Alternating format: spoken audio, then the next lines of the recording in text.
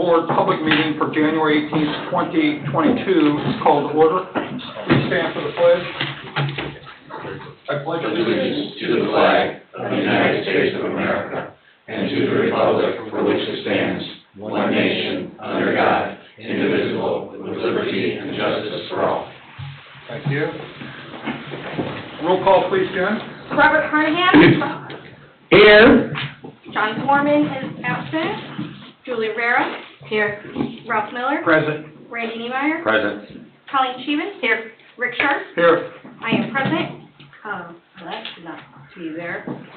Rick Everly is no longer with us, but we have Miss Margaret Abernathy and David Austin. Present. Thank you. New business, bid award for the West Side Sanitary Interceptor Sewer for Phase 1. Is that correct, Neil? Phase 1? Yes, Okay. it is. Can you go into detail on this? Extreme detail. Okay.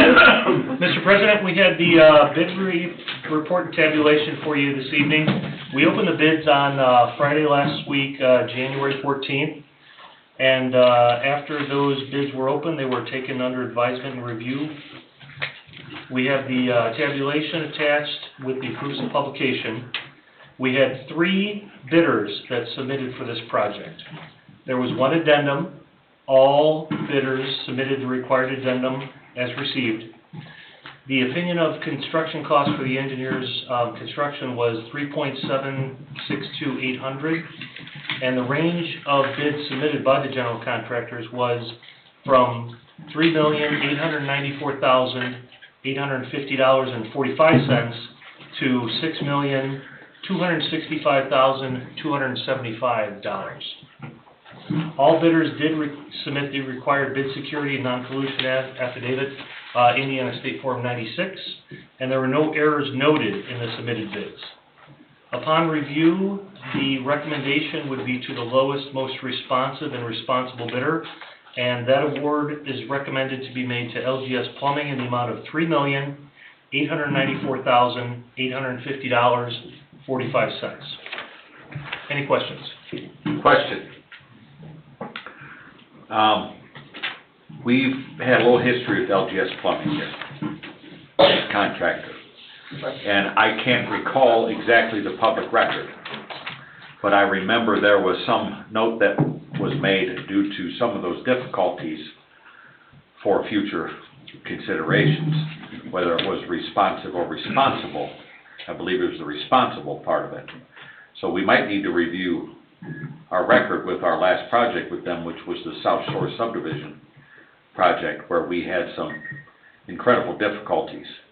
Yeah, and to that point, I can say numerous change orders. In the recent past, there have been changes in ownership and management of LGS Plumbing that have been planned and some unplanned due to passings. And based on our recent experience with them, Larry passed away, didn't he? He did, unfortunately. I think during this short thing. We've had minimal issues, and change orders were reasonable and reviewed in a manner that was consistent with the best interests of the client. Because when I look at what we had mentioned in that record before, was they were the lowest bidder like this, like alarmingly low, right? And we ended up on the back end, they weren't so low, because we got hit with one after another of change orders. Yeah, and I can't speak to that project because I think that was a Seabell project. It was. What I can say on projects that we have been involved in, Parish Avenue, both sections of that, any change orders have been minimal and within the project scope. But I wouldn't be doing my job if I didn't mention that. Absolutely. In consideration of this, because part of it's responsible. To be sure. And that I do remember was that we got hammered on the back end of that thing. And that's unfortunate. Yeah.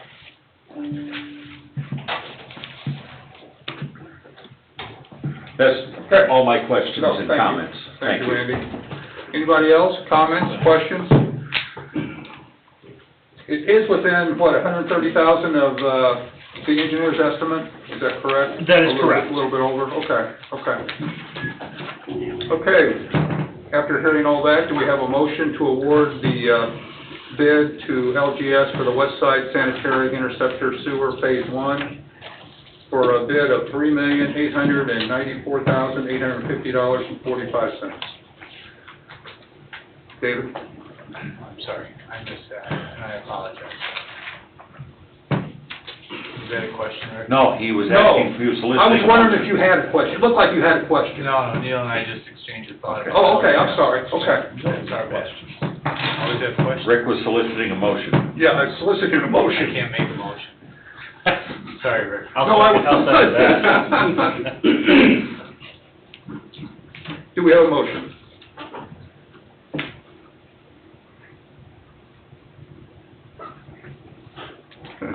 I'll make a motion to accept their bid. Motion by Ralph. Do we have a second? I'll second. Second by Julie. Roll call, please. Discussion, Mr. Discussion. Chairman. For the record, I'm very concerned about the disparities from LGS to Gatlin to Goff. I'm not quite sure how there can be that large of a gap between them. That's always peculiar to me. They're doing the same work. So, I can address that if you like. it's up to the chairman. Chairman? Well, I would throw Golf out. They didn't seem to be too serious about their bid to me. When it's that far off, they're just open. Go ahead, Neil, with the... What we have seen in the current bidding environment is where contractors are either incredibly busy or reluctant to do work as they have staffing shortages. You see what you have in front of you. We had, My bid. Because It's you have to. ridiculous. Unfortunately, Well, they do though, Randy. that's They not- almost always do. ridiculous. I don't disagree, but they do. And we did have 4 plant holders that are local contractors that I would have expected a bid from, but after conversation subsequent to the bid opening, the ones I were able to contact, it was a question of capability and capacity to perform the work was the reason. And I think that's, to a certain degree, what you're seeing here. You know, one of the contractors specifically is doing some work for NICTE, and you're talking tens of millions of dollars work on the books, and it didn't make sense for that particular contractor to Yeah. submit a bid that would be reasonable in terms of cost. Anybody else? Thanks, Neil. Okay, Randy? Thank you. Okay, we had a motion and a second. Roll call, Jen? Robert Carnahan? Yes, based on Neil's comments, I'll say yes. Julie Rivera? Yes.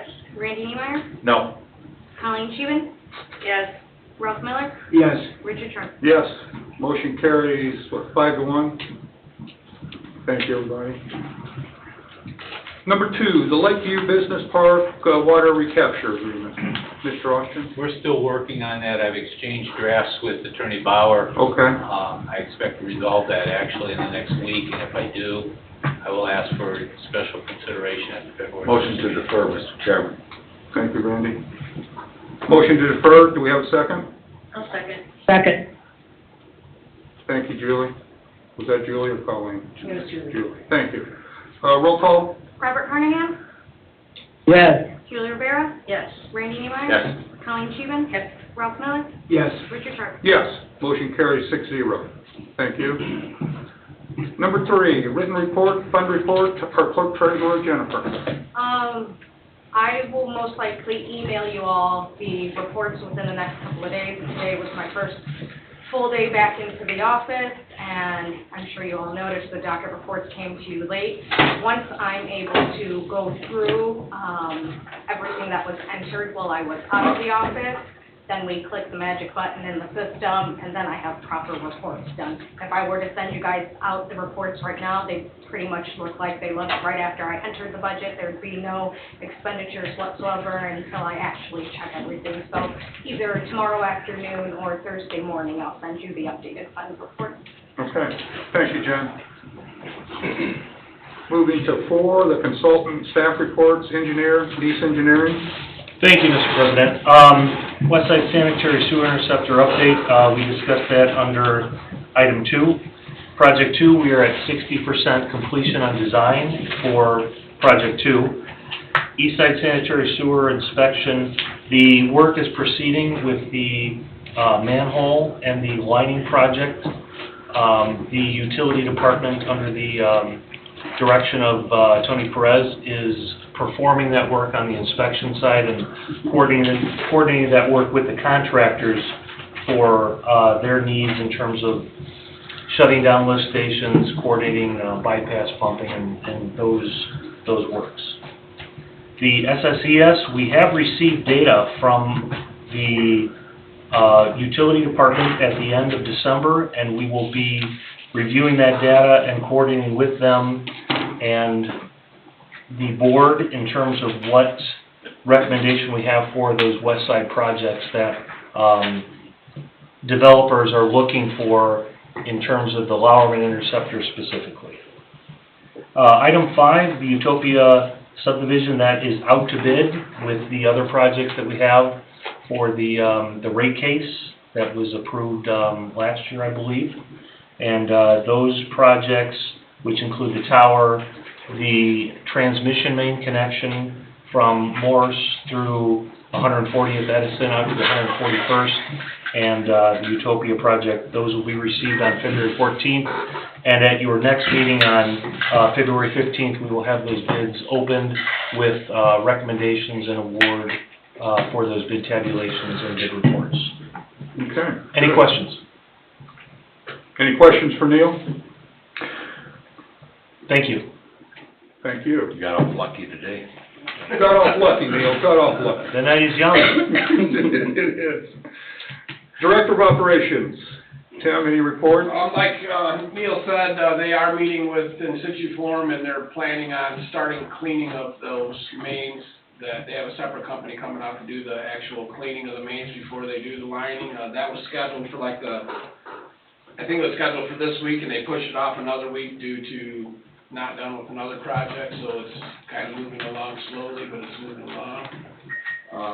Other than that, they've been working on getting all of our mapping and all the sewer paperwork and manholes and everything scanned and into the computer system, so we don't have to go back like the Stone Ages and look at stuff on paper, so making some pretty good progress in that department. That's good, because sometimes we have been going back and like the Yeah, we've been, Stone Age. to call and locate, we actually went and got a paper out and looked at the paper and looked at the number, and they're actually putting all that, scanning all those documents and having everything available digitally, which is quite a. Yeah, that's good, that's Going great. through boxes and boxes of stuff and getting that done though, so it's making good progress with Yeah, that. And good. then, we had a pretty big hit on the crew for the last 2 weeks with the sump pump inspections. They still got a few done. They are moving on, along with Malia was out for 2 weeks with the COVID too, and she was our scheduler, but, they still got a few done, but it kind of slowed down a little bit for that. But we're still looking. We're still doing it, and All hopefully, I'm sure that these next 2 weeks it'll ramp back Pick up back to up. better again, so. Chris, for your reference, we've got our people going basically door to door and doing the old fashioned, trying to get these sump pumps disconnected from the sanitary sewer and figure out how we can manage our capacity that we do have better. Rick Eberle touched on that. Okay. Okay. Thank you, Tim. Town Attorney, Mr. Austin? Two things. One, on the west side sewer system project, we're slogging our way through land acquisition. Okay. Yeah. So, I wanted you to know that it's a high priority. What do we have, 8, Dave? Are there 8 of them? There are 8 of them. Yeah. Mr. Austin, comment on that? Yes, sir. I've been, while I'm out on the campaign trail, receiving inquiry from people in the unincorporated area. Why is Cedar Lake building a plant out there? Right? So I explained to them it's an interceptor line and it's not a plant. We're not looking to acquire large swaths of property, simply an easement, so we can bury some pipe, essentially, and the land will still be usable. So whatever we can do while we're out there in the land acquisition process to make sure that people understand that this is not to build a new sewer plant. This is to enhance what we have and utilize the capacity that we've paid for at the plants on Belshaw Road. Although I'm not on the campaign trail, I do take on phone calls from folks who received this, and we offer that explanation. Okay. We also offer additional information if they need it, or mapping, or whatever, but it's still human nature when the notice comes. It very much is, you're right. Right, Rick? Yeah, You it is. experienced it firsthand, so, anyway, we are paying attention to that, Randy. Thank you. The water rate proceedings, we're slogging away on that also. The last discovery responses, Neil, Sue Hayes, and Christian Ock have been hammering on. I think tomorrow's the deadline, isn't it? for the It latest? was submitted today. It was submitted today. Document requests 2 and 3 are completed now. The chief case of the OUCC on behalf of the ratepayers will be required to be filed inside of 8 or 9 days. We have an evidentiary hearing sometime in March. And right now, based upon the discussions we had today and status, it appears that we could be in an evidentiary hearing. Wow. They're not talking. We're told they're not going to, and we're going to go forward. They don't seem to be big fans of ours, but nonetheless, we had conference call today, myself, Rick, Dave, Sue, Christian Ock, Jennifer Wilson, Phil. and Phil Facenda. And Neil. So, big conference call, discussing the bond issuance that's forthcoming and the possibility, based on inflation and all the conditions of the marketplace, that there could be a need for consideration of cash investment outside of the proceeds of the bond. Sue gave us a great report, very positive, that our water utility's fairly healthy right now, and we could withstand a little bit of volatility in the marketplace.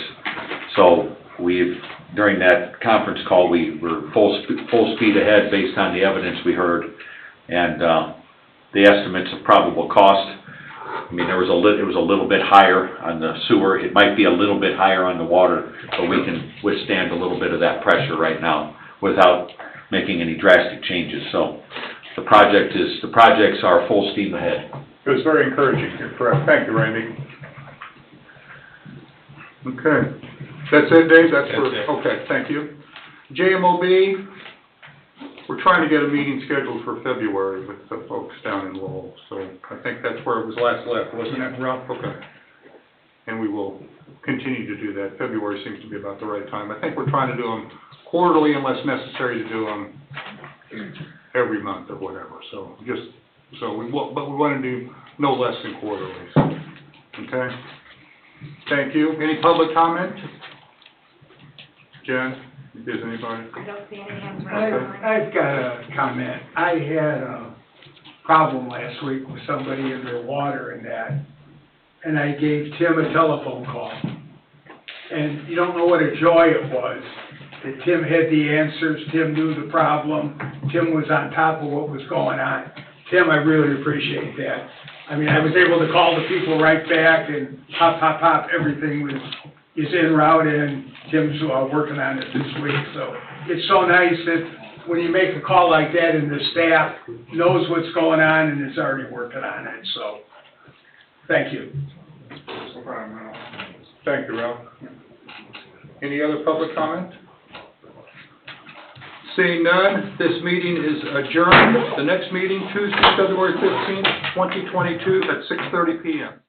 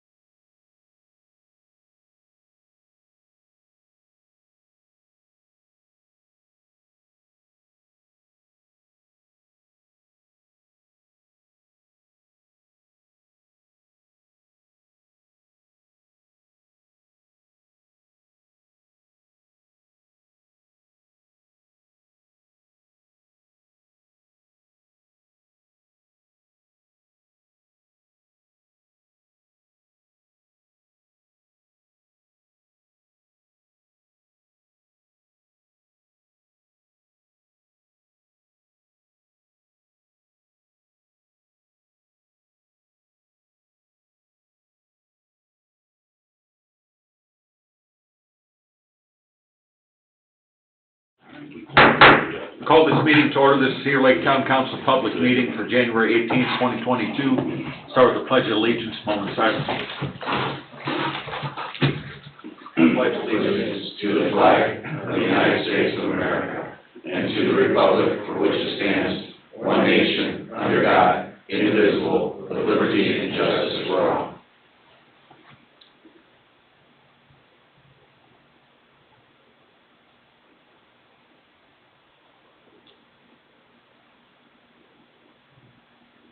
Thank you. I'll give the documents. Okay, roll call. Robert Carnahan, Here. John Foreman, Present? Julie Rivera, here. Ralph Miller, Present. Colleen Sheehan, here. Richard Sharp, Here. Randy Niemeyer. Present. I am present. David Austin. Present. And I'd also like to note that Margaret Abernathy, Administrative Assistant, is present with us tonight. Thank you. We have a quorum. We'll start this evening with a presentation from Bob Gross of the Cedar Lake Enhancement Association. Mr. Gross, the floor is yours. Good evening, everybody. Hello. It gives me great pleasure to be here doing this evening, of course. I have two checks here. Initially, I think Ralph and I, we talked about $270,000, but it will be $300,000 tonight. The first check is from Providence Bank. I closed this account. This was the original account where over the years we did pledge the dredge and all that money was in that account all those years. Of course, there were a lot of rumors that it was gone and it was spent, but it was there. And that was $197,000 that I got out of that account. The second check is from DeMott State Bank, and it's at about $102,000. Since the project was announced, we started raising money again for the project, and we raised about $146,000 or $147,000 since we initiated the project to start it with the council. So I felt like, well, we'll just make it around $300,000. That leaves us in our account today, because I want to be totally transparent. If I can find my Post-it note, $44,584.29. And there are other checks that are on the way too, so. That's fantastic. I think that once we get near 100,000 again, then I'll do another presentation to the council, so it's public record. And I think that as the people actually see the machines Yes. on the lake, Yeah. that there's going to be more activity from the investment standpoint into the philanthropic part of this, so it's exciting. I've reached out to Bill Hanna, and I'm waiting for a response from him for a meeting with him. Okay. So that would be a real good meeting, once I get that arranged, and I'll let you know what's going on there. So, with that being said, there's $300K for the town of Cedar Lake. Wow, excellent. That is awesome. Yeah. Thank you so much for Yeah, that. And we go in the non-reverting eco-restoration fund, just so you know. Right. Since this is on our agenda, I'm gonna ask the council to make a motion to deposit this into that non-reverting. What's that? Special revenue fund. Into the special revenue fund. Is there a motion? It's a total of $300,000 even. So moved. I'll second. Any discussion? Roll call. Robert Carnahan, Yes. John Foreman, Yes. Julie Rivera. Yes. Ralph Miller, Yes. Colleen Sheehan. Yes. Richard Sharp. Yes. Randy Niemeyer. Yes, carries 7-0. I will have a report here when we go to council reports on the bond financing. Okay. We had a conference call this morning. We're finalizing details on that, so if you want to stick around, I'll give a report, or a council report. Yeah, Bob, and I know that, I don't think I've seen you since the last event that you did, but you did a great job. I wasn't around when you guys started we dredged the pledge, et cetera, but the event that you guys, organized and formulated, the CLIA was professionally done, and, great job on that. Yeah, it was, Lighthouse really helped us out with that event. All I did was pay for, it was about $1,000 Wow. for that whole event. So Shane from the Lighthouse really helped us out with that event. That's great. And he's also helping me out with reaching out to Excellent. Bill Hanna. So when you see Shane, thank him, because he, you know, was really important in that fundraiser. Yeah, it turned out great. I think that even raised $45,000 or $46,000 that night.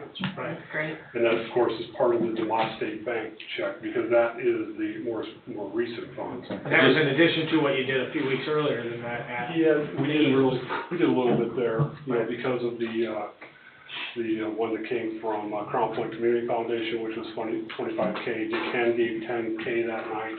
Wow. And we had one here recently give $15K, and it came in, and he's a lakefront owner also.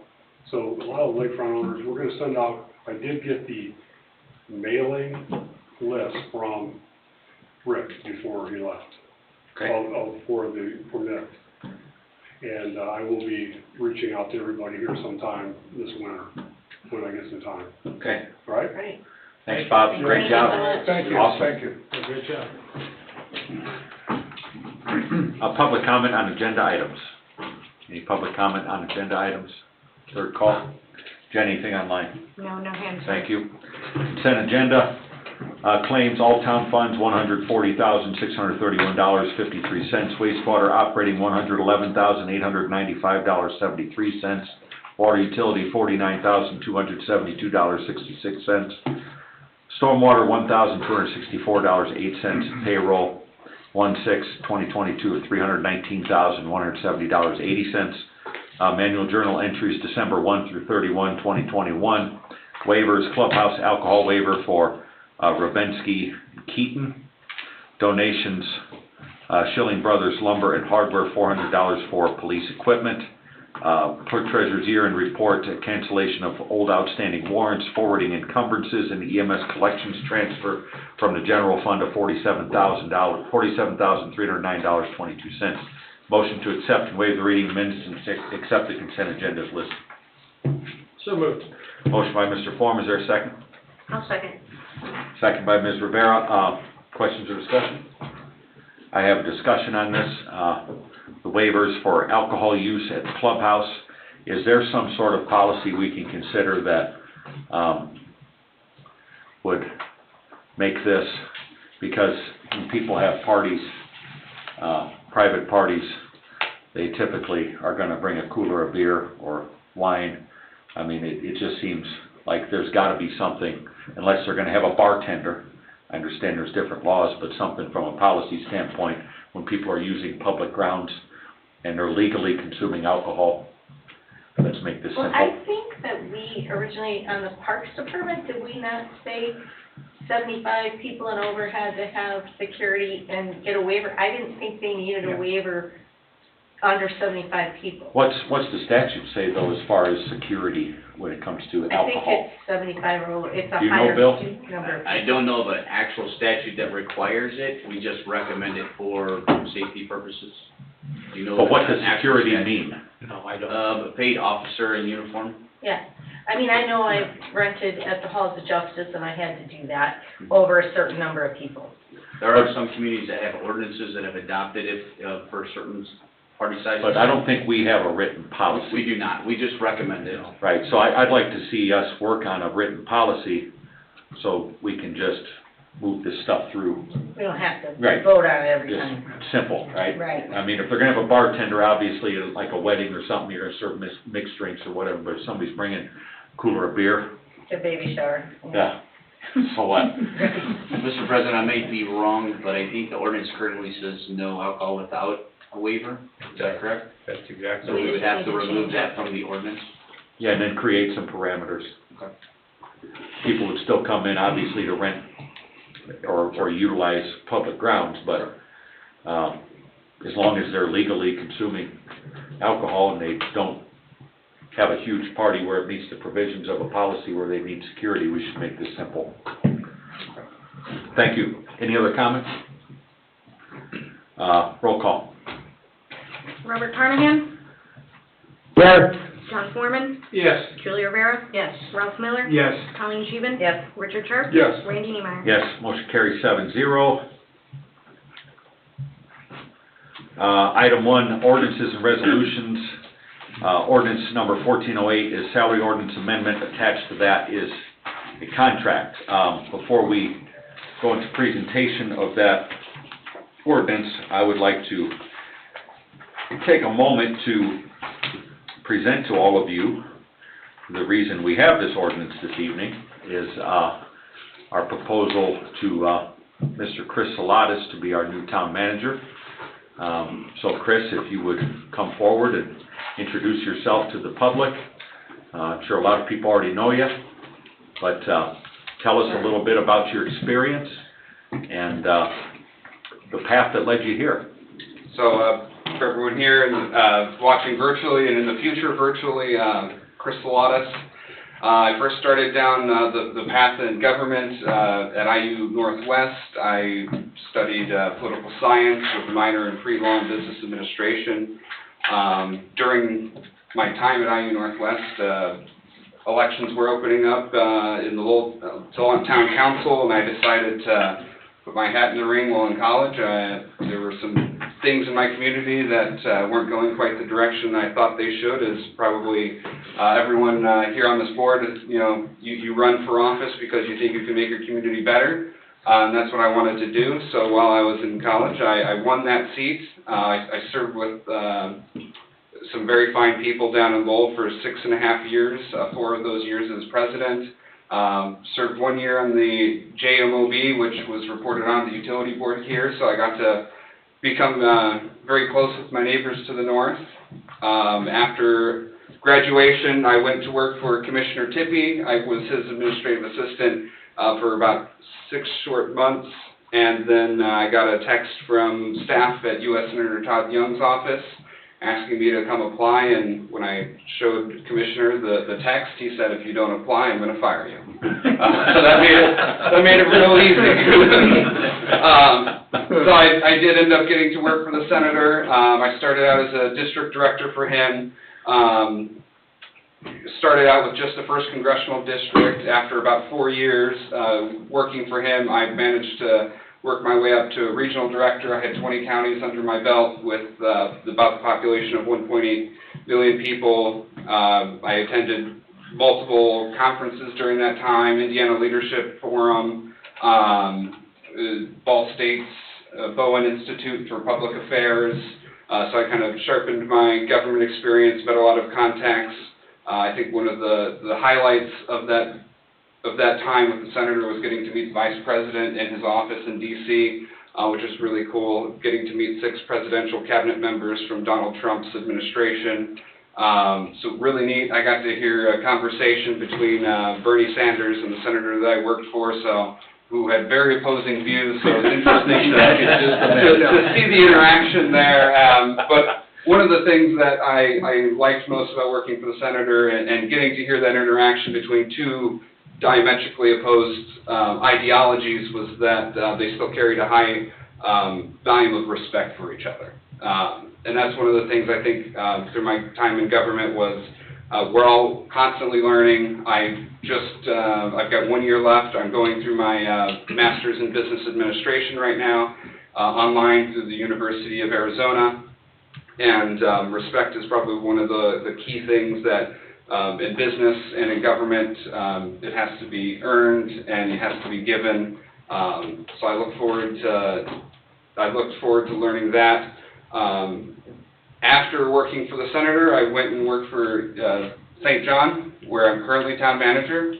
And an opportunity opened up here, which is an opportunity I couldn't pass up. So I'm excited for the opportunity that will be given to me here. You have a lot of great projects. I spoke with Rick Eberly for some time, and he provided me kind of a guideline of where you're at, where you've come, and what to expect moving forward. So the volume of projects you have and what they are, especially the Lake Dredge project, is exciting. There's great times ahead. The growth in South County is just outstanding. Everyone's beating building permit expectations year over year. Tax rates are dropping because the growth is happening so fast we almost can't control it to some extent. But yeah, so I've been a Lowell resident my entire life so far, except for a few short formative years in Hammond. And I've known South County pretty well, so I'm looking forward to getting to know Cedar Lake even better. And we hope that upon approval of this, because the council still has to vote, right, this could be up in the air, that you and your beautiful wife, Jessica, maybe someday would call our community home. Absolutely. We are outgrowing our current home in Lowell. We live in a small townhouse there, and I hope if the newspapers here, they accurately report her name this time. We don't have newspapers coming out of town. The newspaper reporter Chuck from the, what was the Lowell Tribune, he watches the YouTube broadcast. Hi, Chuck. So he'll report on it, but the Times pays no attention to us. We must not be that exciting, and that's okay. That's fine. We don't need to be in a tabloid, so. Well, if you have some heated meetings, I've come to find out pretty quickly that they'll start attending. You want to keep things smooth and do the business of the people, you know. So, council, any questions, Mr. Salatas? No, sir. Roll up your sleeves, we got a lot of stuff happening, so. So your first day here will be February 7th, correct? Correct. Okay. He has a contractual obligation to St. John, so he's gonna fill that obligation. And in the meantime, we'll be kind of pieceworking all this stuff together, between all of us, so we'll make sure that, no balls get dropped, or at least not dropped too hard, to where we can't put the pieces back together, so. With that, I will, ask Mr. Sharp for a reading of ordinance 1408, salary ordinance amendment by its title only, please. Ordinance number 1408, an ordinance amending town salary ordinance number 1400, establishing jobs and salaries to be paid certain offices, positions, and jobs within the town of Cedar Lake for calendar year 2022, repealing all ordinances or parts thereof in conflict therewith and all matters related thereto. This is a contract attached to the ordinance that is very similar to Mr. Everly's contract. The base salary be prorated for this year because of his start date. The base salary is based on $105,000. That's to be paid out of multiple funds. The salary ordinance reflects that. We have general fund, redevelopment, stormwater, water, sewer. I believe that's it. Yeah. So those are the funds that'll be paid out of. 3 weeks of vacation. Obviously, a salaried exempt employee, he's paid whether he's here or not. It's our job to make sure that he's fulfilling his contract. Right, so those are the highlights of it. If, Chris can leave at any time, and we can relieve him of duties at any time, and it's spelled out in the contract that if we fire him for a reason other than criminal or moral turpitude, that we owe him 6 months' pay. If he resigns, he owes us 30 days. So pretty standard boilerplate stuff, nothing monumental here. So you've heard the reading of ordinance 1408 and an explanation of the contract and salary ordinance. Is there a motion to approve the first reading? So moved. Motion by Mr. Miller, is there a second? I'll second. Second by Ms. Rivera. Questions or discussion? Roll call. Robert Carnahan? Yes. John Foreman? Yes. Julie Rivera? Yes. Ralph Miller? Yes. Colleen Scheeben? Yes. Richard Sharp? Yes. Randy Neimeyer? Yes, carries 7-0. Is there a motion to suspend the rules, allow for a second reading? So moved. Motion by Ms. Rivera, is there a I'll second? second. Second by Ms. Scheeben. Questions or discussion? Roll call. Robert Carnahan? Yes. John Foreman? Yes. Julie Rivera? Yes. Ralph Miller? Yes. Colleen Scheeben? Yes. Richard Sharp? Yes. Randy Neimeyer? Yes, 7-0. Mr. Sharp, by its title only, second reading, ordinance 1408. Ordinance number 1408, an ordinance amending town salary ordinance number 1400, establishing jobs and salaries to be paid certain offices, positions, and jobs within the town of Cedar Lake for calendar year 2022, repealing all ordinances or parts thereof in conflict therewith, and all matters related thereto. Thank you. You've heard the second reading of ordinance 1408. Is there a motion to adopt? I make the motion to adopt. Motion by Ms. Scheeben, is there a second? I'll second. Second by Ms. Rivera. Questions or discussion? Roll call. Robert Carnahan? Yes. John Foreman, Yes. Julie Rivera, Yes. Ralph Miller. Yes. Colleen Scheven. Yes. Richard Sharp. Yes. Randy Neemeyer. Yes, motion carries 7-0. Congratulations, it's been approved. We have a start Thank you date. very As much. official as it can get. And, Mr. President, do you want to solicit a motion to approve the contract that's appended to the ordinance? I thought that by presenting it with the ordinance, If you act, you'll have a better record. is there a motion to approve the contract appended to the ordinance? Make a motion to approve the contract. Thank you, motion by Ms. Rivera, is there a second? Second. Second by Mr. Sharp, questions or discussion? Roll call. Robert Carnahan, yes, John Foreman, Yes. Julie Rivera, Yes. Ralph Miller, Yes. Colleen Scheven. Yes. Richard Sharp. Yes. Randy Neemeyer. Yes, motion carries 7-0. Thank you. One of the things we're noted is to squeeze every last dime out of every penny of taxpayer money invested in our people, so be ready, we got some work to do. I'm looking forward to it. And when Chris was hired in St. John, just as a kind of a funny note, in the newspaper the next day I had read that, and I'm reading through it and I see the caption, and Jessica was in the picture with him, and she was noted as Jennifer.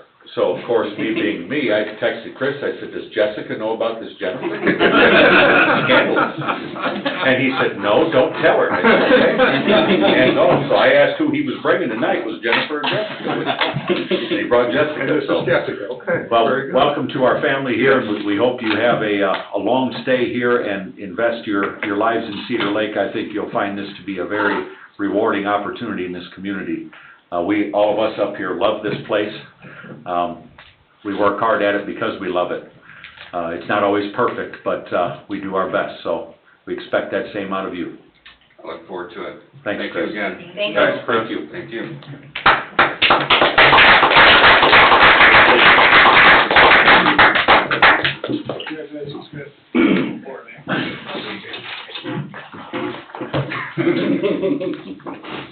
Okay, moving right along, item 2, ordinance 1407, Stenger rezone from R1 to B3, R1 and B3 to B3.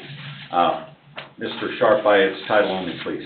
Ordinance number 1407, an ordinance reclassifying certain lands in the town of Cedar Lake, Lake County, Indiana for zoning purposes and amending town ordinance number 496, being an ordinance replacing zoning ordinance number 278 entitled Cedar Lake, Indiana zoning ordinance, passed and adopted by the Board of Trustees of the town of Cedar Lake, Indiana, and all amendments passed subsequent thereto, repealing zoning ordinance number 278 and all amendments thereto, and all ordinances or parts of ordinances in conflict herewith, establishing new comprehensive zoning regulations for the town of Cedar Lake, and providing for the administration, enforcement, and amendment thereof in accordance with the provisions of the Indiana state statutes.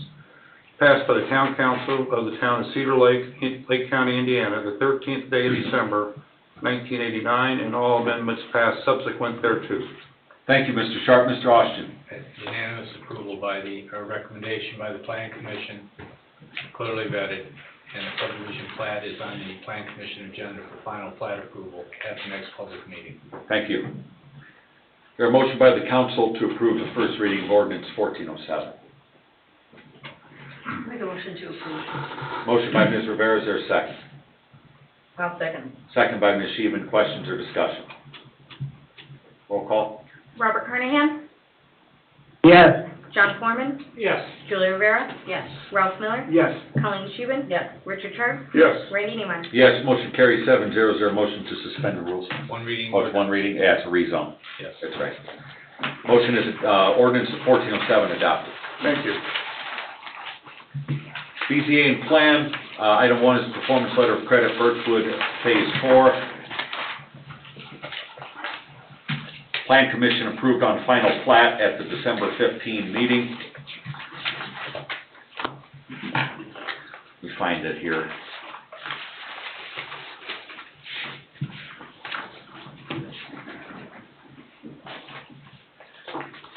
That is in the amount of $217,722.79. Is there a motion by the council to approve the performance letter of credit as presented? So moved. Motion by Mr. Sharp, is there a second?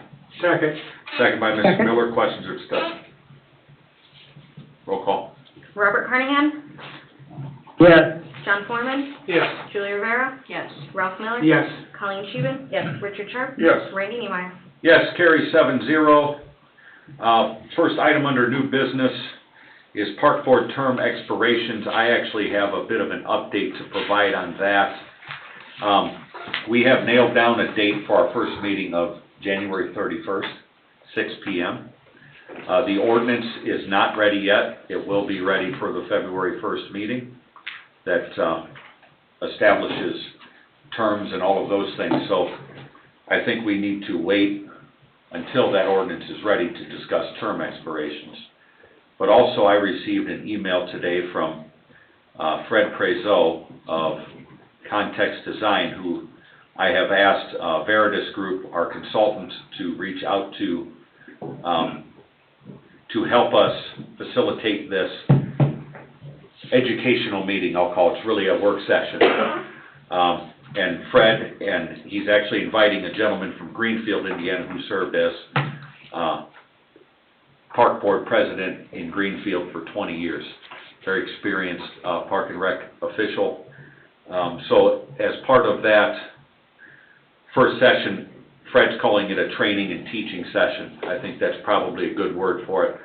We'll discuss roles of members, appointments, terms, public meeting processes, so open door law things, fee establishment for services, impact fees for development, outsourcing, state board of accounts, non-reverting and donation funds, IPRA and NPRA engagement, 5-year master plan for both guidance and grant eligibility and or funding opportunities, land acquisition, parks endowment, community foundation engagement, and then there were some questions for the council, and I had did a reply all and included the council, so if you could answer those questions for Fred. He's trying to gain some insight as to what the intention of the council is in the formation of this board, and that also kind of leads into the ordinance development as well. The questions were, if you, the council, were to describe the most important function or two of the park board and what those would be.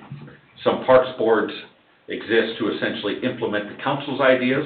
Others act with more autonomy to make things happen within an overall strategic plan the council endorses. Which of these better describes the intent? Does the council envision hiring a parks director and or staff? If everything goes great, what will the parks in Cedar Lake have accomplished in the next 5 years? So I think those are good questions. If you could get those in that email, hit a reply all, and send those answers to Fred and Tim and the people they're bringing, so there is good dialogue at that first meeting, because this is an important session to really get people engaged in the process.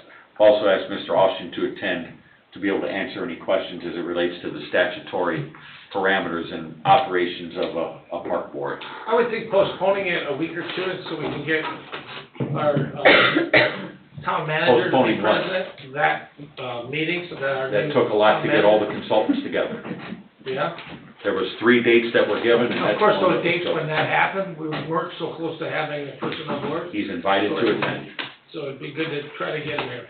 Yeah, he can attend, if he's available.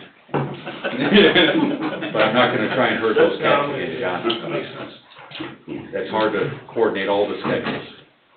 So that means as an about to be exempt employee, Chris should be here. Yeah. There you go. Don't you let that, I worded that correctly legally. Well, it's gonna be a public meeting. it's a right? public meeting. Right. Yeah, people can attend, and I expect people that will attend. So it'll be January 31st, 6 p.m. We'll have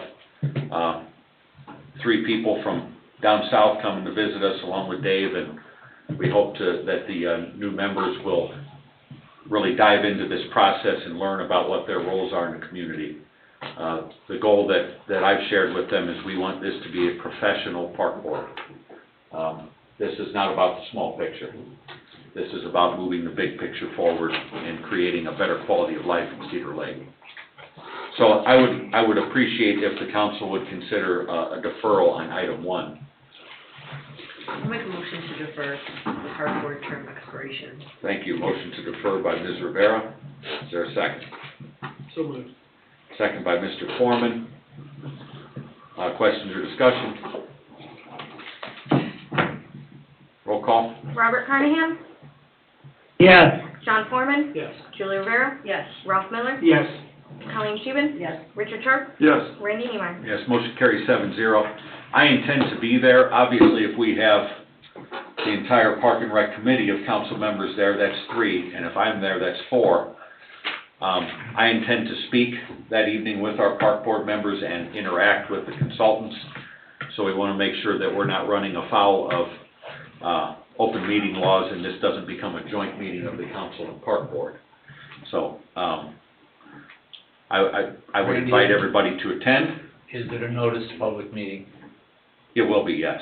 Yeah, all 7 of you could be here and you could bathe together and you could yell. But it's not going to be noticed as a joint meeting. It doesn't need to be, you're citizens of our town.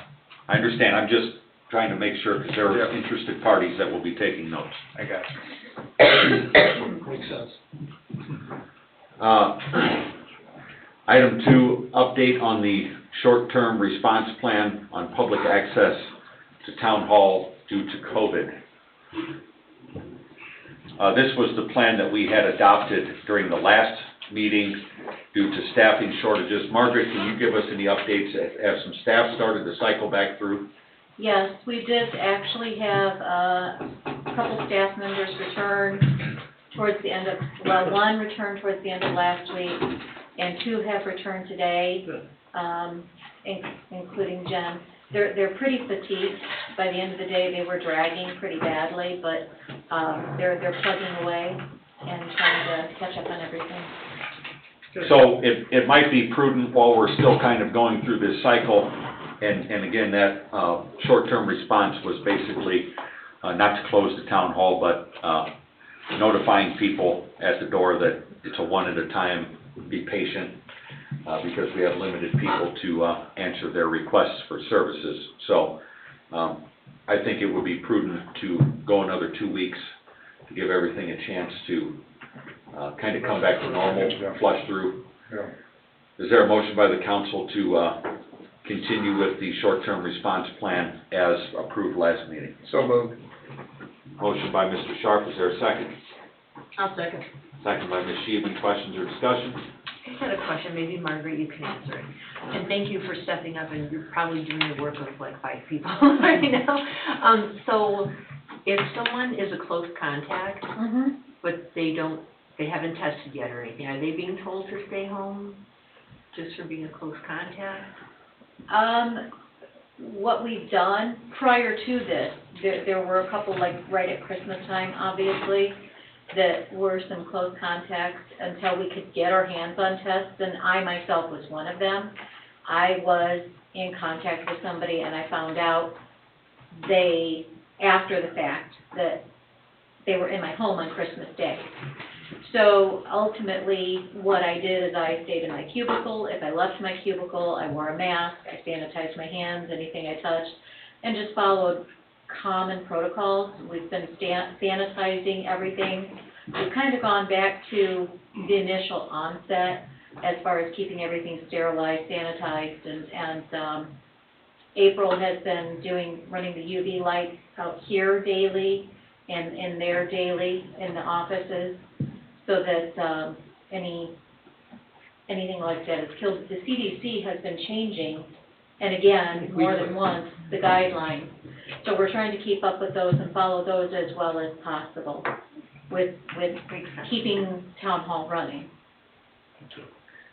Yeah, because it's, I think I don't know what the CDC guidelines are today, but the last that I heard was that if you are vaccinated and you come in close contact, you don't have to isolate. Again, that could change tomorrow, depending on the political narrative of the day, but, so I think we want to just make sure that people who aren't sick are still working, and people who are sick aren't.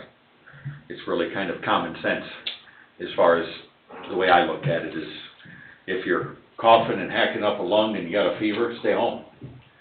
If you feel good and there's nobody necessarily breathing down your neck that has tested positive, then come to work.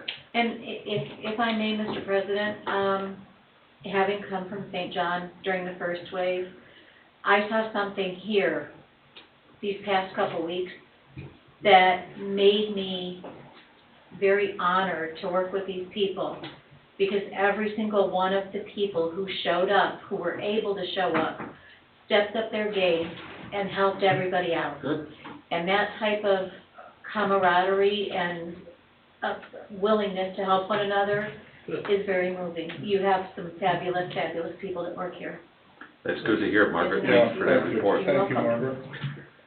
So there's a motion second on the floor to approve the extension of the short-term response plan until February 1st. Is there any other questions or discussion? Roll call. Robert Carnahan? John Foreman? Yes. Julie Rivera? Yes. Ralph Miller? Yes. Colleen Scheven? Yes. Richard Sharp? Yes. Randy Nemo? Yes, motion carries 7-0. Thank you, Margaret, and the whole team for continuing to plug away at this, and hopefully over the next 2 weeks, we see back to full staffing in all departments soon. That would be great. So, reports, town council. Bob? No, I don't have any. Okay, I always give you the floor first. Yeah, thank you. I have a report. Today I participated in 2 conference calls. One I reported on in the utility board meeting on the water bond issuance. The second one has to do with the lake eco restoration bond financing. We have budgeted $5.9 million for the town for this project. $3.9 million is TIF. $2 million wastewater. So in the analysis done by Crow, who's our financial advisor on our bond issuances, Tim Berry did a very conservative, Tim Berry's a former state treasurer, kind of a knowledgeable guy on this stuff, but did a very thorough job and conservatively analyzed our TIF revenues.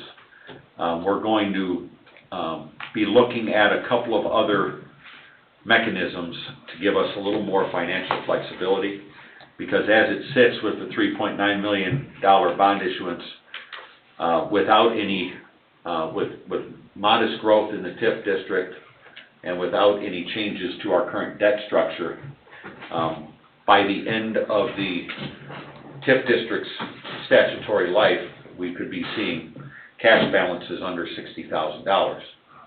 So it's important for us to look at some options. We have a bond financing from 2013 that was funded by TIF revenue, which repaved and basically rebuilt the section of 133rd from Morse to Fairbanks.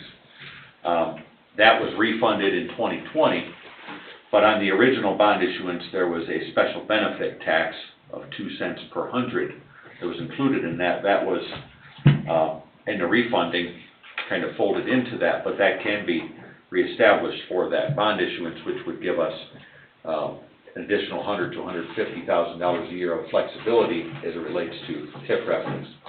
Now, Mr. Berry did an extremely conservative estimate of TIF revenues, which is good because it keeps us on a path. But I wanted to let you know, Bob, that we're not in any danger of the project being delayed or anything like that. We're also working on getting the final results of the LAIR grant that we're looking to fold into that project, which would take the total budget up another $600,000.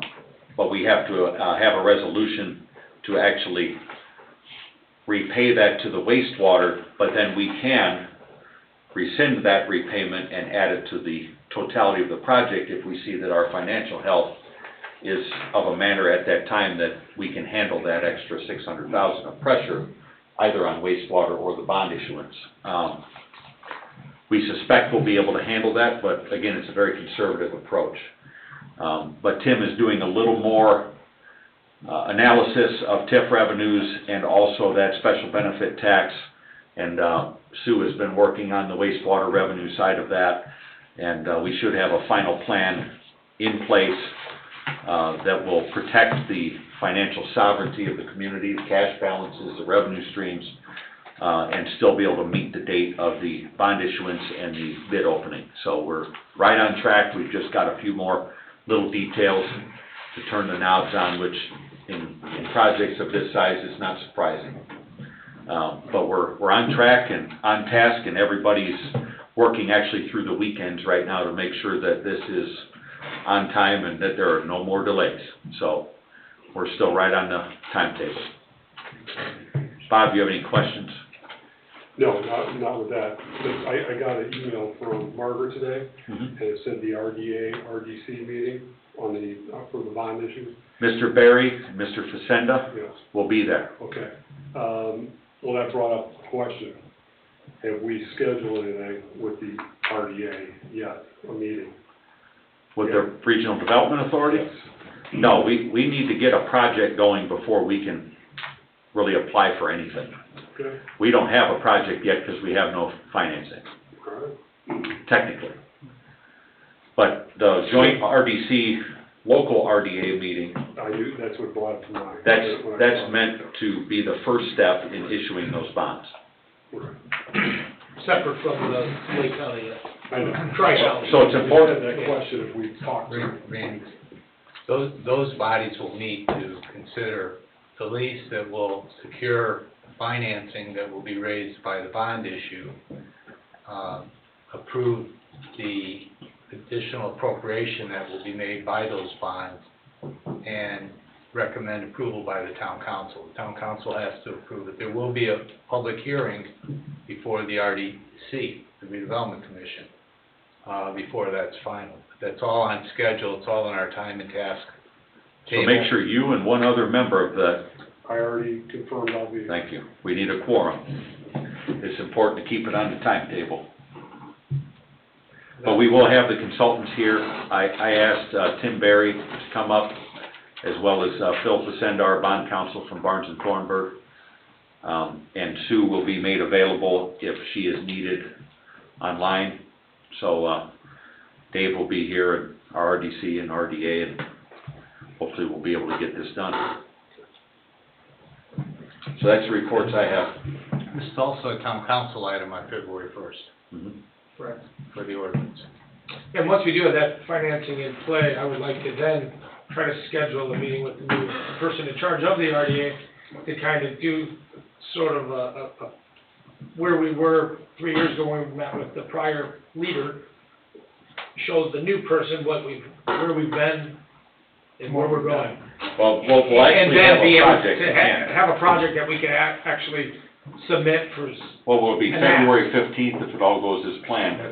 Rick Niemeyer said that, We will have bonds it's issued. imperative that we have the project, and he believes in his heart that South County's due for some of the RDA funds, but of course, the double track's been taking precedent. It might be good, once they're out of session, the short session that they're in, I think is March 12th, if I'm not mistaken, or March 11th. Do a joint meeting? If we're gonna have a meeting of some representatives with RDA representatives, that Senator Niemeyer should be a part of that. I think so. Because he will be a very good advocate for us, because he is a very big believer that the RDA does not pay enough attention to projects that really are game changer projects from an economic standpoint, like this one could be. That's right. So that might be a good meeting for sometime in late March or early April, if we could get something like that scheduled once we've established all the financing and we have an actual project to move forward with. Right, my main thing was make sure that when it goes to bid, that we get 2 bids on the dewatering facility. And- in case we're, lucky enough to get support from like Dean and Barbara White Foundation and or the RDA or other large monies where we take more settlement out. Well, you're the guy to solicit those funds, Bob. You've done a great job, so those checks, those were great to hold on to for a few seconds, so. A little report on the dewatering facility, did Michael Herbers return the signed documents to you? You did today. Okay. Oh, good. So I spoke with Michael Herbers on, last Friday with Diamond Peak Homes, and that land swap is official. Oh, wow. They accepted the language that we had put in there. There were some questions, kind of last minute. Yeah, Rick had asked me what the time period was for the 20 taps or what have you. I told him I thought it was 2 to 3 years. He did find it was 3 years. Well, the questions were on the language as it related to right of first refusal. Yeah, right, we discussed that at the last meeting, I thought. Right, and it's something that we can't really offer them. Right. And I don't know if there was quite the understanding, but Michael and I talked about it, and it was all worked out, and documents are signed, so Excellent. the land So swap is now we have done. a D place for a dewatering facility. And we're gonna save Huge. substantial amount of money. Yes, we are. Yep, Over $500,000. Huge. yeah. Thanks for it. Okay, those are my reports. Any other council reports? Town attorney? You will need an agenda item at your next meeting for the underwriter, for the financing project we're talking about. Laird was recommended, and we have a proposal from them, an engagement proposal from them. I just got it today, we talked about it. I'm not asking you to consider it now, but I just wanted to alert you to that. And there'll be more of those kinds of things to be done by the council over the next, probably month, 6 weeks, as we get the projects closer to award and commencement. Financing also. Thank you. Clerk treasurer? Nothing much, council, just working on annual reporting. Welcome back. Yeah, welcome. Deb, welcome back. We're all gonna get it. Oh, man. Woo! That was, I've never done that. Yep, me too. Town manager? In addition to the land exchange agreement coming in today, we also got the final signed document today for the encroachment with the CSX Railroad. Okay. And also the first proof of publication for the roofs that went out for the bid process. That came back today, and I sent that back to CBEL for their review. Excellent. Very good, thank you, Margaret. Thanks, Margaret. Thanks, Margaret. Director of Operations? I don't have anything much. We were down also for a week. We're down to 8 guys missing over the last 2 weeks from the COVID stuff, so it went through there like wildfire, but Well, that's there what was they actually say. cars back in the parking lot today. That Omicron variant is sweeping through quickly, and hopefully that's a good sign that this thing is weakening. Yeah, we. All of our people came back and everybody seems, like I said, they're back to work, so. Good. It's good, so. One person's still out and he'll be back tomorrow. I have one employee that has been out since before New Year, and he's in ICU, critical condition. Don't know if he'll make it or not. He's not the healthiest gentleman, but we're praying for him. Keep praying, that's It's all you affecting can do. everybody. Yeah. Tough stuff. Police department? Council, I provided you a copy of it, so, as you know, last year when we, went to purchase new vehicles, with the economy the way it is, vehicles are just taking forever, to get built. So, it was recommended, obviously, that I reach out for 3 different bids. I went to Thomas Dodge, Bozak, and, John Jones. Thomas Dodge had the best, bids. And what I did was, as you can see on the paper there, I took our decal costs, upfit costs, additional costs for radios, radars, and some incidentals inside the vehicle. And I gave us 2 different APR percentage ratings to get a total on those first 3 lines, so you can see what it would cost us for the APR over 3 years. With the total cost of the vehicle that is on the second set of 3 lines that are highlighted in blue and green.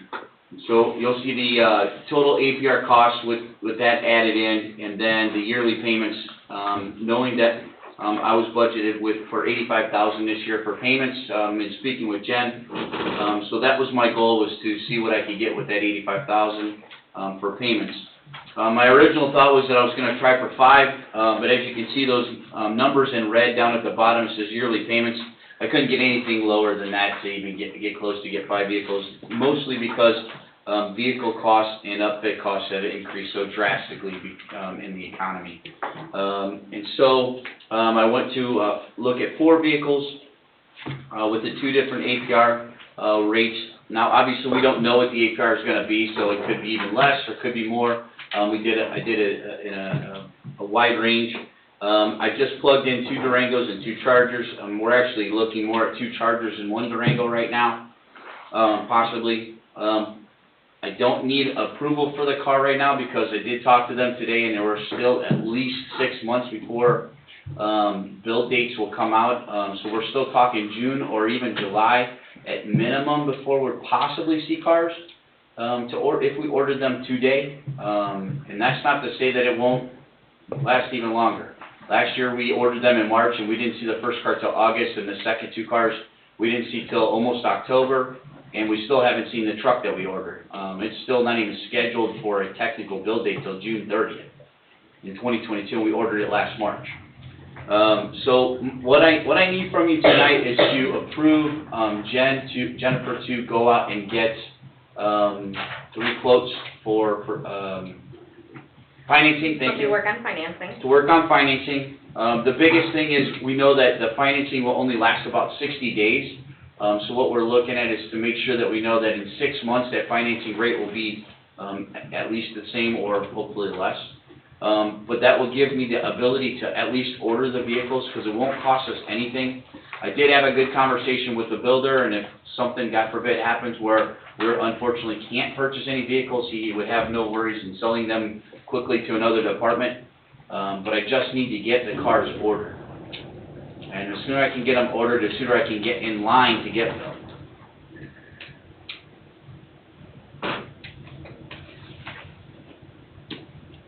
So, has the Public Safety Board looked at any of this? They haven't seen the crunch numbers, but they have approved us for, originally it was going after 5 cars, but because of the amount of money and the massive increase in cost What of would cars. 5 Chargers look like?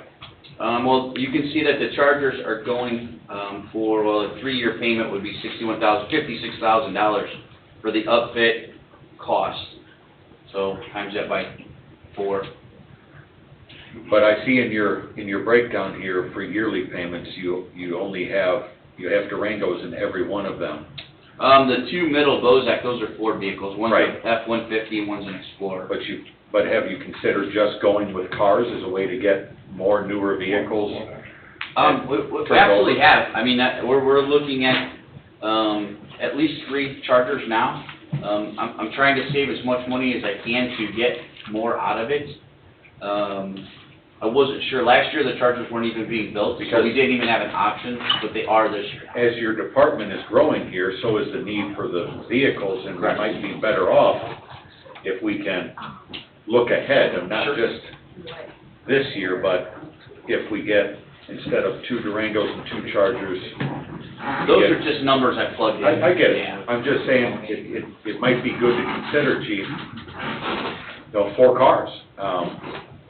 Because if we can, over the next few years, as the department grows, and maybe we're lucky, and we get awarded a grant, right, and we're able to keep moving forward with hiring officers, and we already have part of that in the sustainability plan, it'd sure be good to make sure those officers aren't just riding bicycles. Correct.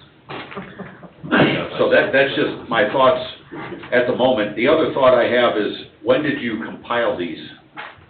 Over the last 2 weeks.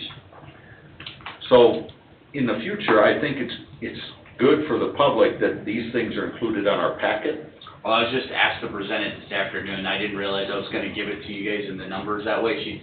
Jen recommended that I do that, but I can. And I don't know if we she can do needs that. our direction to look at financing options anyways. They could just look at options and then have an agenda item the next meeting. I mean, I don't think you Make need. sure we're all good. No, I appreciate you bringing that, but for the sake of transparency, it'd be better to have this as an agenda item with the financing recommendation of the clerk treasurer, as well as this stuff and whatever the Public Safety Board recommended, and that way we've got a proposal in front of us for consideration. Where's John Jones? Around here? They're way down south, southern Indiana. Is that the one where They're a we- police fleet dealership. That's where okay. they sell. We've gotten some stuff from them before, Yes, sir, correct? 2019. Yeah. But Chief, maybe over the next couple of weeks, Yeah, somewhere. take a look at what that sustainability plan has kind of projected as far as the number of officers. Correct. As well as what you've applied for in a grant, and take a realistic approach to how much equipment are we gonna need 5 years from now. Well, I agree with you, and I've been in conversation with Corby, with Jen's approval, based on our camera issue. which is another topic. So, we had a pretty good discussion today. I did talk to Corby. As you know, we were awarded the Burns grant this year, which is, roughly $80,000, $79,000 and some change, which is only 25% of the camera costs for in-car cameras and body cameras. You know that, nationally as well as Indiana is pretty strong on body cameras right now. And so, we got a quote from WatchGuard, which is a company that is through Motorola, through Spillman. It's all mirrors together, for about $318,000 over 5 years. So I talked to Jen about that. We're going to use, what my goal is to use that first $80,000, one for the upfit or the installation, and then the first year's payment, so it won't come out of our budget whatsoever. Then we're going to continue to try to apply for grants to continue to pay for that, those cameras, but we would need to put that in the budget, in CCD funds to ensure that the money's there in case we don't get a grant. And Corby said today that he thought that that was definitely feasible, specifically because he told me that our town value went up over 15% since last year, more than he thought. Yeah, But he's that crunching AV the numbers increase- to make sure it's sustainable first. Part of the reason our tip collections have decreased by about 80,000 a year is because the tax rate decreased because the AV went up so high. Right. So that's a double-edged sword. Correct, too. correct. So So, as that AV goes up, it creates more tax credits when you factor in all the taxing units, and then your tax rate has to shrink. yeah, so we're working closely with Jen's office to make sure that, that it first is sustainable, because it's not a want, it's a need, it's a mandatory. I've had good conversation with the town attorney about it, he's in agreement, I think, that we definitely need these systems, the body cameras and the car cameras. And so, we're working really hard to get it going. Mr. President, yeah, Bill and I have talked, and I do concur with his comment about the need and absolute necessity of the camera program and equipping our officers with cameras. And it also occurred to me after we talked, thank you. This is a tweener amount of money that we're talking about. It's not like our sewer bonds or our lake dredge. This may have a simple fix to it, provided that the debt service could be sustained by being a simple loan. And it's something I think ought to be explored. If we're in between, it kind of breaks a budget, $300,000. Finding $300,000 is a hard thing to do, but you already have 80.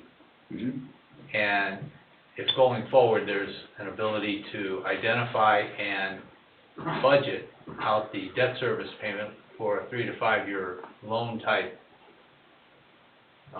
funding source, you get accomplished a lot of things that probably is minimal a cost or a payment responsibility as anything.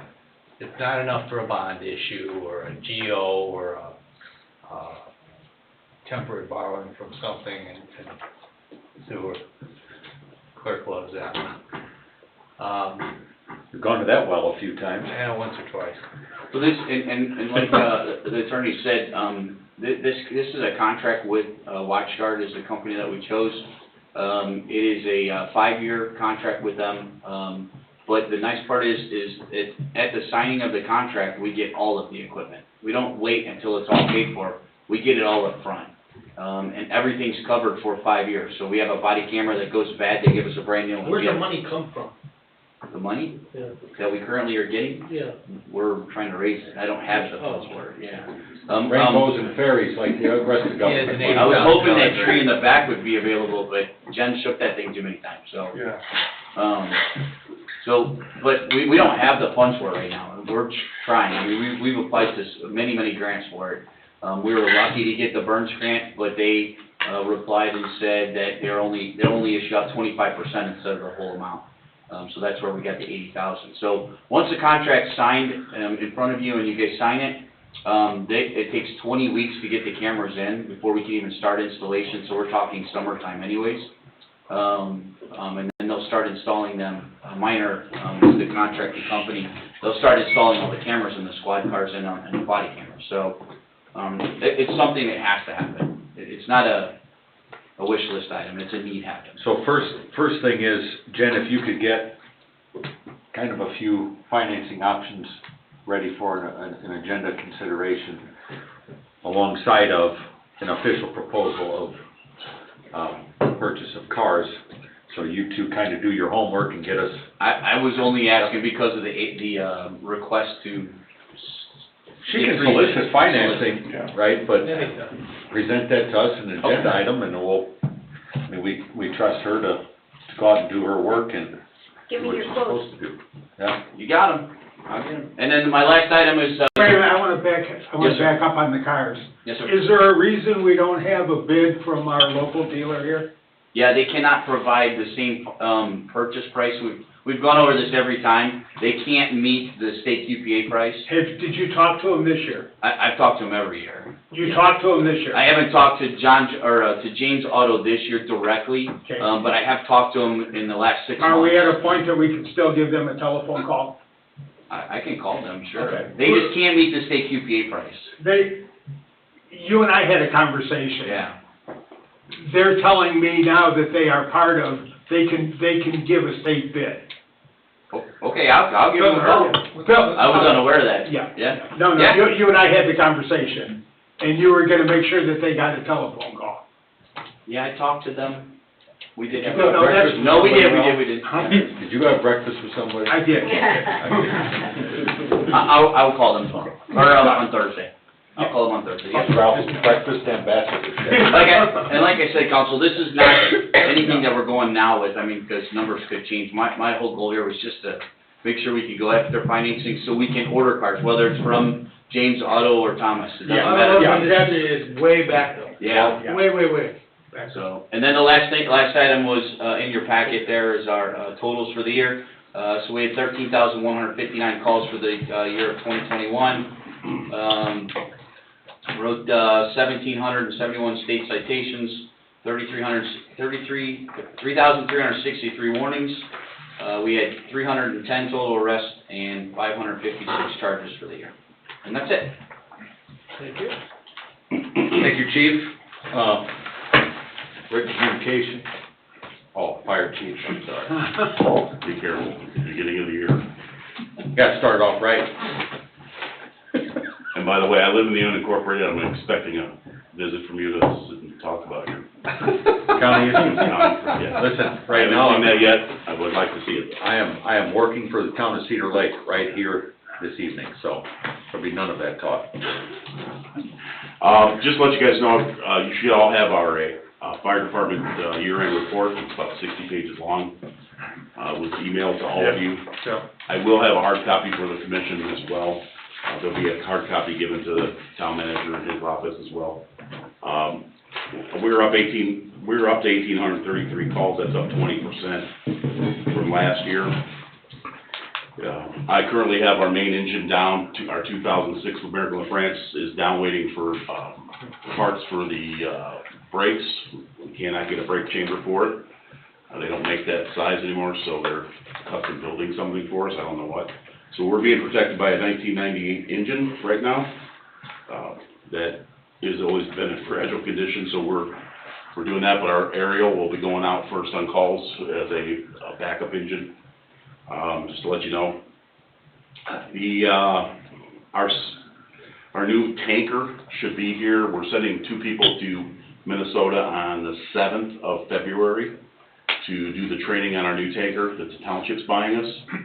And that they're going to deliver it back to us at another time. They're gonna fly 2 guys out and fly them back. So we have 2 guys going to do the training on it, which would be Assistant Chief, or Deputy Chief Monder, and my other trainer, Lieutenant Kraft. We have ordered our new rescue tools with Jen's help. We got that PO today, so it should be going out about $35,000 worth of rescue tools that need to be replaced.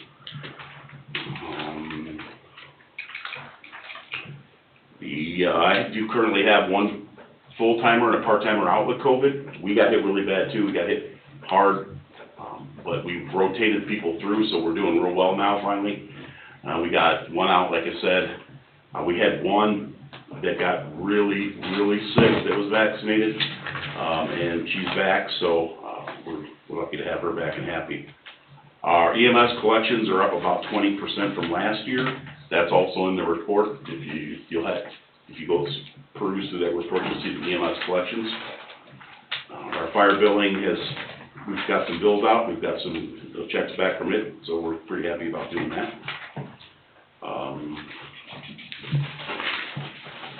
The SAFER grant is ready to push submit, with the help of Officer Machak.